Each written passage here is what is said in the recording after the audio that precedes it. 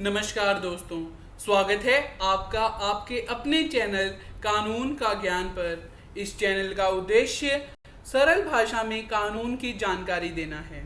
तो आज का हमारा विषय है समन्स और वारंट में अंतर। पहले हम समन के बारे में जानेंगे, फिर वारंट के बारे में और आखिर में हम दोनों के अंतर के बारे में जानेंगे।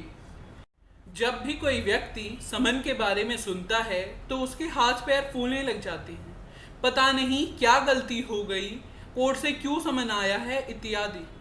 तो आइए जानते हैं समन के बारे में। In law the summon is a notice issued by the court to the persons involved in the lawsuit. तो क्या कह रहा है ये? समन एक बुलावा पत्र है जो कोई भी कोर्ट किसी भी व्यक्ति के लिए भेज सकती है जो किसी भी तरह से किसी केस में शामिल है। तो इसमें क्या लिखा होगा? Containing an order for appearing और producing a document thing before the जज। तो क्या कह रहा है, क्या लिखा होगा इसमें? या तो आपको खुद या फिर किसी डॉक्यूमेंट को या किसी चीज को जज के सामने पेश करना होगा। When a case is initiated by a plaintiff against the defendant, the summons is served। क्या कह रहा है ये? जब भी कोई व्यक्ति जो कह रहा है कि उसके साथ गलत हुआ है, तो जिसके खिलाफ वो आरोप लगाता है, मतलब गलत करने वाला यानी अभियुक्त, उसको समन भेजा जाता है। The court orders to issue summon to the defendant to notify that he or she is being sued, ensuring a fair trial। तो सवाल उठता है कि समन उस व्यक्ति को क्यों भेजा जा रहा है। इसका जवाब है कि उस व्यक्ति को ये बताया जाए कि आपके खिलाफ कोर्ट में मामला चल रहा है और आप आकर अपना पक्ष रखें। तो अब जानते हैं कि समन की सत्यता को कैसे जांचेंगे, कौन उसे देगा, किसके उस पर हस्ताक्षर होंगे। तो आइए जानते हैं। Someone is in writing created in duplicate. तो क्या कह रहा है? समन हमेशा लिखित में होगा और डुप्लीकेट में होगा। Duly signed by the presiding officer of the concerned court और by the officer authorised by the high court in this regard. तो सत्यता की जांच के लिए उस पर ऐसे व्यक्ति जो कि कोर्ट द्वारा नियुक्त है उसके हस्ताक्षर होंगे। तो अब यह सवाल उठता है कि समन हम तक पहुंचेगा कैसे? द पुलिस ऑफिसर और ऑफिसर ऑफ द कोर्ट और any other person who is public servant delivers the summon to the defendant. तो क्या कह रहा है? कोई भी पुलिस अधिकारी या कोर्ट का अधिकारी या कोई भी सरकारी मुलाजिम समन को एक अभियुक्त तक पहुंचाता है। वहीं however the summon issued to the witness is served to him or her by a registered post। तो क्या कह रहा है? समन अगर किसी साक्षी को भेजा जाता है तो उसे वह डाक से भेजा जाएगा। wherein the acknowledgement letter should be signed by the witness। और ये हस्ताक्षर लिए जाएंगे साक्षी के कि उसे समन पहुंच गया है। तो आइए जानते हैं वारंट के बारे में। By the term warrant we mean a written authorisation given by a जज और magistrate that allows a police officer to perform a specific act that would otherwise be called illegal. तो क्या मतलब है?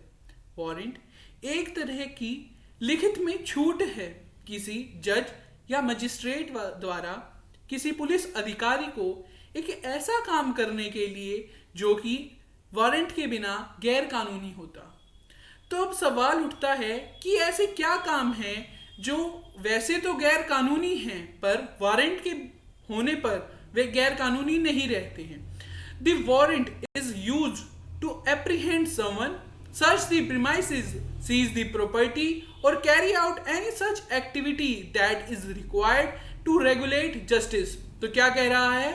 वारंट किसी व्यक्ति को पकड़ने के लिए, किसी जगह की जांच करने के लिए, किसी प्रॉपर्टी को कब्जे में लेने के लिए या ऐसी किसी भी एक्टिविटी को करने के लिए इशू किया जाता है जो कि जरूरी है। अब सवाल उठता है कि वारंट की सत्यता को हम कैसे जांचेंगे? warrant is issued in a prescribed format in writing, duly signed by the presiding officer and contains the seal of the court. तो समन की ही तरह वारंट भी लिखित में होगा जिस पर कोर्ट के अधिकारी के हस्ताक्षर होंगे और कोर्ट की सील होगी।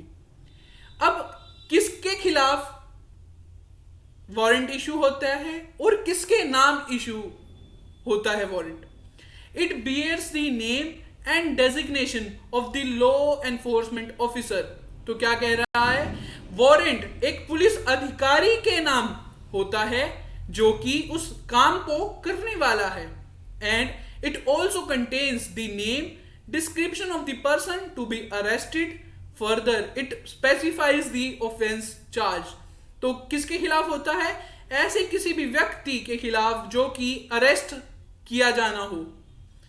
अब सवाल उठता है कि कब तक एक वारंट कार्य में रहता है।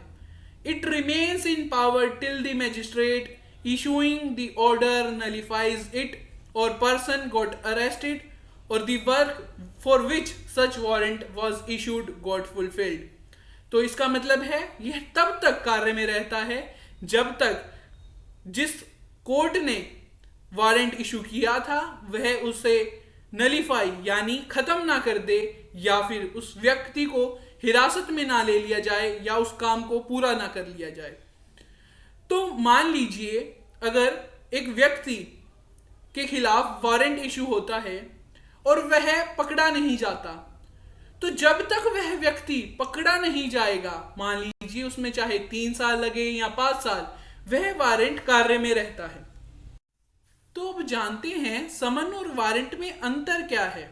समन किसी अभियुक्त या साक्षी के नाम जारी होता है, वहीं वारंट किसी पुलिस अधिकारी के नाम जारी होता है। समन का उद्देश्य किसी व्यक्ति को कोर्ट में बुलाना है, वहीं वारंट का उद्देश्य किसी व्यक्ति को पकड़ना है। समन तब तक कार्य में रहता है जब तक उसकी समय निर्धारित होता है। जैसे कि किसी व्यक्ति को 1 महीने बाद कोर्ट में बुलाया गया है, तो चाहे वह व्यक्ति कोर्ट में जाए या न जाए, समन का कार्य पूरा हो जाता है।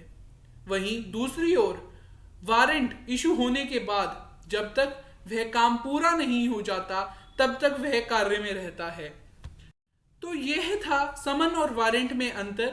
अगर आपको जानकारी अच्छी लगी तो वीडियो को लाइक करें, शेयर करें, चैनल को सब्सक्राइब करें और कमेंट में ज़रूर बताएं कि आप अगला टॉपिक क्या चाहते हैं। धन्यवाद।